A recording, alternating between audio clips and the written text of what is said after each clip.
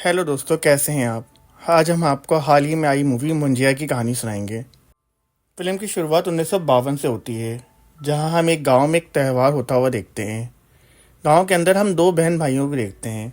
यहाँ भाई का नाम होता है गोटिया। यहाँ गोटिया बहुत गुस्से में होता है, क्योंकि उसे अपने से 7 साल बड़ी लड़की मुन्नी से शादी करनी थी, लेकिन इसके लिए इसके घर वाले राज़ी नहीं होते। लिहाजा गोटिया अपनी बहन को लेकर चटोकवाड़ी जाता है, ताकि वो पीपल के दरख्त के नीचे एक रस्म अदा कर सके, जिसके ज़रिए उसे बिलीव होता है कि इससे मुन्नी मिल जाएगी। रस्म के दौरान एक चौंका देने वाला मोड़ उस वक्त आता है जब गोटिया अपनी ही सगी बहन की कुर्बानी देने लगता है।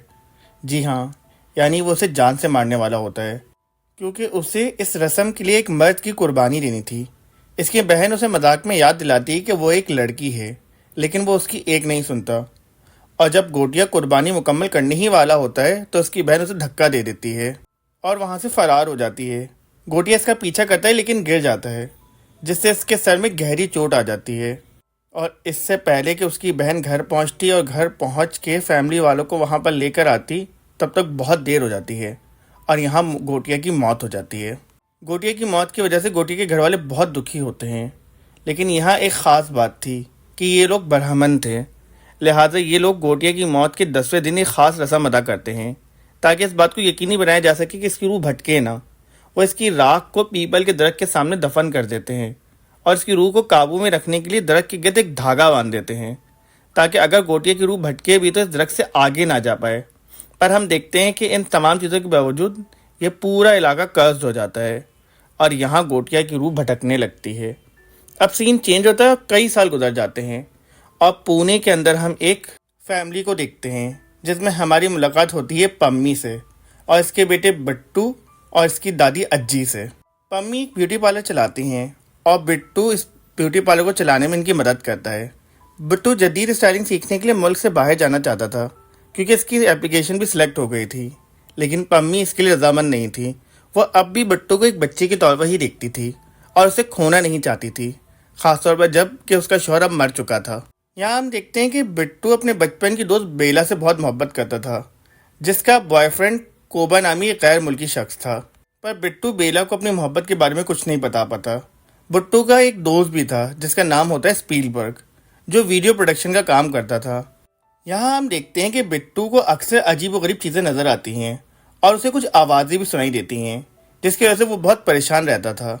इसके बाद सीन चेंज होता है और हम देखते हैं कि बेला एक ज़ूम्बा क्लासेस खोलती है, जिसमें बिट्टू और स्पीलबर्ग इसकी मदद करते हैं।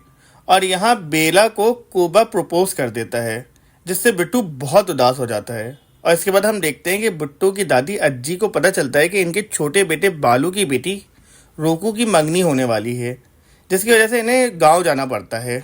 और इस गांव के पास ही चटोकवाड़ी भी मौजूद थी।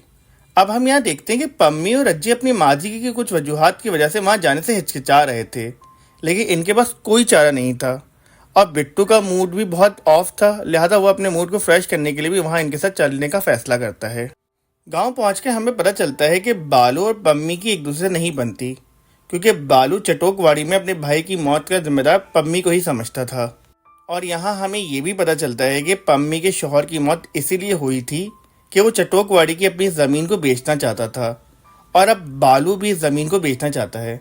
लिहाजा अज्जी इसे मना कर देती है। अब यहाँ बिट्टू को पता चलता है कि इसके अब्बू की मौत भी यहीं हुई थी और यहाँ का माहौल बहुत ज़्यादा टेंस था। लिहाजा बिट्टू गुस्से में वहाँ से चटोकवाड़ी चला जाता है, जहाँ के ख्वाब उसे अक्सर आया करते थे। इसके बाद हम देखते हैं कि चटोकवाड़ी में एक बीच से एक रास्ता निकलता है, जो बराह रास्त उसी कर्स्ट एरिया की तरफ जाता है जहाँ मुंजा होता है। अब यहाँ मुंजा जो है बिट्टू के ऊपर हमला कर देता है और फिर सीन चेंज होता है और हम देखते हैं कि गांव वालों को जंगल के करीब बिट्टू का स्कूटर नजर आता है और वो लोग बिट्टू के घर वालों को इत्तला कर देते हैं कि बिट्टू तो लापता है, पर इसकी स्कूटर जंगल के पास पड़ी हुई है। तमाम हम देखते हैं कि बालू बड़ा ही बेहिस होता है। वो कहता है कि सिर्फ स्कूटर दे जाओ। यहाँ हमें ये भी पता चलता है कि वो चटोकवाड़ी से बहुत ज़्यादा डरता था। अब क्योंकि चटोकवाड़ी सब लोग जाने से डर रहे थे, लिहाजा बिट्टू की दादी अज्जी वहाँ जाने का फैसला करती है। और यहाँ आता है कहानी का सबसे बड़ा ट्विस्ट और हमें पता चलता है कि असल में अज्जी ही गोटिया की बहन है, जिसे इसने कुर्बान करने की कोशिश की थी। अज्जी के पास एक ख़ास किस्म की छड़ी थी जो इनके वालिद की थी, जिससे बचपन में इसके वालिद इसे पीटते थे। मुंजा अब भी इस छड़ी से बहुत डरता था और यही एक चीज़ थी जिससे इसको मारा जा सकता था। अज्जी मुंजा का सामना करने के लिए इस छड़ी का इस्तेमाल करती है, जिससे बिट्टू थोड़ी देर के लिए आज़ाद हो जाता है। जिसके बाद अज्जी बिट्टू को यहाँ से लेकर जाने ही वाली थी कि मुंजा अपने हाथ का निशान बिट्टू की पीठ पर लगा देता है और अज्जी और बिट्टू यहाँ से निकल आते हैं। इसके बाद अज्जी बिट्टू को बताती है कि असल में अज्जी की वजह से ही बिट्टू के फादर यानी अज्जी के बड़े बेटे की मौत हुई थी, क्योंकि उसी ने इन्हें अकेले यहाँ आने की इजाज़त दी थी। इसी दौरान हम देखते हैं कि बिट्टू की पीठ पर वो निशान चमकने लगता है, जिससे इसे बहुत दर्द होता है और मुंजा बिट्टू के सामने अज्जी को मार देता है। इससे वो कुर्बानी भी पूरी हो जाती है जो मुंजा बरसों पहले देना चाहता था, और यहाँ ये सब कुछ देख के बिट्टू बेहोश हो जाता है। इसके बाद हम देखते हैं कि बिट्टू का अस्पताल में होश आता है और उसे जानकर बहुत अफसोस होता है कि उसके बहुत मोहब्बत करने वाली अज्जी अब इस दुनिया में नहीं रही है, और साथ ही पम्मी, बिट्टू और रोकू भी बहुत ज़्यादा सुरदा होते हैं। पर बालू के तंज यहाँ ख़त्म ही नहीं हो रहे होते, लिहाजा पम्मी फौरी तौर पर बिट्टू को यहाँ से लेकर शहर आने का फैसला करती है। बस में हम देखते हैं कि मंजा एक खातून मुसाफिर को चुटकी नोचता है, जिसकी वजह से इसे बिट्टू पर शक होता है, क्योंकि इसे तो मंजा दिखाई नहीं दे रहा था। यहाँ हमें ये भी पता चलता है कि मंजा सिर्फ इसके खून के इशारों को ही नज़र आता है और मुंजा सिर्फ शाम ही आ सकता है और इनको पजेस कर सकता है। अब शहर में आके मुंजा बिट्टू का जीना हराम कर देता है और ये सब बिट्टू को दोस्त स्पीलबर्ग भी सुन लेता है, पर वो मुंजा को देख नहीं पाता। मुंजा मुन्नी से शादी करना चाहता था और वह इन दोनों को मुंजा को ढूंढने का कहता है। अब ये दोनों मुन्नी को ढूंढना शुरू कर देते हैं। अब यहाँ बिट्टू अपनी कज़न रोकू को यानी बालू की बेटी को कहता है कि तुम पुराने सामान में मुन्नी की तस्वीर ढूंढो, लिहाजा वो इसे मुन्नी की तस्वीर भेजती है। और यहाँ एक और ट्विस्ट आता है, क्योंकि मुन्नी की शक्ल बिल्कुल बेला से मिलती थी, यानी बेला की दादी ही मुन्नी थी। लिहाजा मुंजा फ़ौरन ही इन लोगों को मुन्नी के घर जाने का बोलता है। डर के मारे बिट्टू अब मुंजा को बेला के घर लेकर जाता है, जहाँ मुंजा अब मुन्नी को देखता है, जो कि बहुत ज़्यादा बूढ़ी हो चुकी थी, जो कि मुंजा को बिल्कुल भी पसंद नहीं आती। पर अब यहाँ बेला आ जाती है, जो अफसोस में बिट्टू को गले लगा लेती है, क्योंकि कुछ ही अरसे पहले उसकी दादी यानी अज्जी का इंतकाल हुआ था। साथ ही वो बिट्टू को ये भी बताती है कि इसके बॉयफ्रेंड से ब्रेकअप हो गया है, क्योंकि वो इंडिपेंडेंट रहना चाहती है, पर उसका बॉयफ्रेंड एक कंजर्वेटिव माइंड का है। अब यहाँ एक और ट्विस्ट आता है, क्योंकि मुंजा को बेला पसंद आ जाती है और वह अब बेला से शादी करना चाहता था। और अब मुंजा बिट्टू स्पीलबर्ग को कहता है कि तुम लोग बेला को वहीं चटोकवाड़ी लेकर आओ जहां तुम लोगों को बेला की कुर्बानी देनी होगी, जिसके बाद मुंजा बेला से शादी कर लेगा। ये सुनकर बिट्टू बहुत ज़्यादा परेशान हो जाता है, क्योंकि बिट्टू तो बेला से बहुत ज़्यादा मोहब्बत करता था, पर इसके बाद अब कोई रास्ता नहीं था, क्योंकि अगर वो ऐसा नहीं करेगा तो मुंजा उसकी माँ यानी पम्मी को मार देगा। अब अगले दिन सुबह इस मुंजा से जान छुड़ाने के लिए बिट्टू और स्पीलबर्ग सीधा करीम प्रभाकर के पास जाते हैं, जो भूतों को बाहर निकालने में माहिर होता है। लेकिन बिट्टू को इसकी बातों पर यकीन नहीं आता, पर स्पीलबर्ग को करीम पर पूरा यकीन था। और जैसे ही स्पीलबर्ग बिट्टू की पीठ पर मुंजा का हाथ दिखाता है तो प्रभाकर फौरन इस निशान को पहचान लेता है और कहता है मुंजिया और बताता है कि वो पहले भी 4 मुंजा को शिकस्त दे चुका है।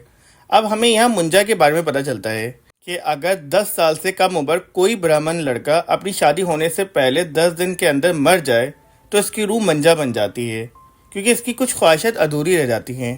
लिहाजा इनको जलाकर इनकी राख को पीपल के दरख्त के सामने या नीचे दफन कर दिया जाता है, ताकि इनको भटकने से रोका जा सके। और माजी में गोटिया के साथ भी यही सब कुछ हुआ था। ऐसी रूहें बुनियादी तौर पर शैतान होती हैं, जो कि मर नहीं सकती, लेकिन इनको रोका या कैद किया जा सकता है, पर मारा नहीं जा सकता। यहाँ प्रभाकर कहता है कि एक तरीका है जिससे हम मंजा को हरा सकते हैं, वो ये कि मंजा जिस लड़की से शादी करना चाहता है, इस लड़की को वहीं लेकर आओ जहाँ मुंजा को बांधा गया था। मुंजा को शादी करने के लिए जिस्मानी शक्ल में आना पड़ता है, लिहाजा वो एक बकरी के जिस्म में आता है। मुंजा आपको कभी ये सब कुछ नहीं बताएगा, और जैसे ही वो इस बकरी के अंदर आए तो अगर हम उस बकरी को मार दें तो मुंजा भी हमेशा हमेशा के लिए मर जाएगा। प्रभाकर इन लोगों को कहता है कि अब इस लड़की को बनाना तुम लोगों की जिम्मेदारी है। इसके बाद सीन चेंज होता है और हमें पता चलता है कि अज्जी की मौत की वजह से बिट्टू की कज़न रोकू की शादी टूट गई है, और हमें ये भी पता चलता है कि स्पीलबर्ग रोकू को पसंद करता था। इसके बाद बिट्टू स्पीलबर्ग को प्रभाकर बेला को चटोकवाड़ी लाने और मुंजा को धोखा देने का मंसूबा बनाते हैं। यहाँ स्पीलबर्ग बिट्टू को इसकी जुम्बा क्लासेस को शूट करने के लिए चटोकवाड़ी लाने का आइडिया देता है। बेला असल बातों से बेखबर इनके साथ चलने के लिए राजी हो जाती है, और अब यहाँ हम देखते हैं कि पम्मी, प्रभाकर, बेला, बिट्टू और स्पीलबर्ग गांव पहुंच जाते हैं। इस बार बालू भी इन लोगों को यहाँ रहने से रोक नहीं पाता, क्योंकि बिट्टू के नाम पर गांव वाला घर होता है। वो मजबूरी में इन लोगों को यहाँ रहने देता है और इसके बाद यहाँ जुम्बा क्लासेस का शूट होता है। इसके बाद हम देखते हैं कि कूबा भी यहाँ आ जाता है और बेला और कूबा के दरमियान सुलह हो जाती है, क्योंकि कूबा बेला को आज़ाद रहने की इजाज़त दे देता है। और अब ये जैसे ही एक दूसरे को किस करने वाले होते हैं तो शाम हो जाती है, लिहाजा मुंजा वहाँ आ जाता है और जैसे ही वो ये सब कुछ देखता है वो कूबा को जख्मी कर देता है। और अस्पताल में डॉक्टर हमें बताते हैं कि किसी जानवर ने कूबा को ऐसे काटा है कि वो अब कभी भी बाप नहीं बन सकता। ये सब सुनकर बेला बेहोश हो जाती है। दूसरी तरफ मुंजा भी बहुत गुस्से में होता है। स्पीलबर्ग और बिट्टू इसको हल्का कर रहे होते हैं कि यहाँ रोकू आ जाती है, जो कि मुंजा को देख लेती है। अब ये तीनों मिलके इस मुंजा का बंदोबस्त करने के लिए प्लान बनाते हैं। यह प्रभाकर ने याद दिलाता है कि इन्हें बकरी चाहिए, जिस पर एक निशान बनाकर इन्हें वो रस्म अदा करनी होगी ताकि मुंजा बकरी के जिस्म में आ जाए। और यहाँ करीम प्रभाकर इन लोगों को ये भी बताता है कि यहाँ कोई गलती नहीं करनी है, ये निशान किसी और इंसान के जिस्म पर नहीं बनना चाहिए, क्योंकि अगर ऐसा होगा तो मुंजा इस बकरी से निकल के इस इंसान के जिस्म में आ जाएगा और इसके बाद जो होगा वो बहुत बुरा होगा। इसके बाद सीन चेंज होता है और हम देखते हैं कि ये लोग बकरी लेकर आते हैं और साथ ही बेला को भी शराब पिला के उसी जगह पर ले आते हैं जहाँ इनको रस्म अदा करनी थी। अब जब वो चटोकवारी में इस पेड़ के पास पहुंचते हैं तो मुंजा भी वही सब बोलता है जो प्रभाकर ने इन्हें पहले ही बता दिया था। तो ये लोग रस्म की तैयारी शुरू करते हैं और इसके बाद मुंजा इस बकरी के जिस्म में आ जाता है। पर इससे पहले कि प्रभाकर इस बकरी को मारता, बेला बकरी से शराब के नशे में चिपकने लगती है, जिससे इसके माथे पर भी वही निशान बन जाता है जो कि उस बकरी के जिस्म पे बना हुआ था, जो कि प्रभाकर ने किसी भी इंसान के जिस्म पे बनाने के लिए मना किया था। और यूं सब कुछ बिगड़ जाता है, क्योंकि अब मंजा बेला के जिस्म में आ जाता है और बेला की रूह बकरी के जिस्म में आ जाती है। अब ये लोग किसी तरह इस बकरी जिसमें बेला की रूह है इसे वहां से लेकर आ रहे होते हैं कि बालू इस बकरी को अपने साथ ले जाता है ताकि वो इस बकरी को काट कर खा सके। और ये लोग बालू का कुछ नहीं कर पाते और फिर इस बकरी को हासिल करने के लिए पम्मी को चढ़ाते हैं कि आप तो बालू से बकरी ला ही नहीं सकती।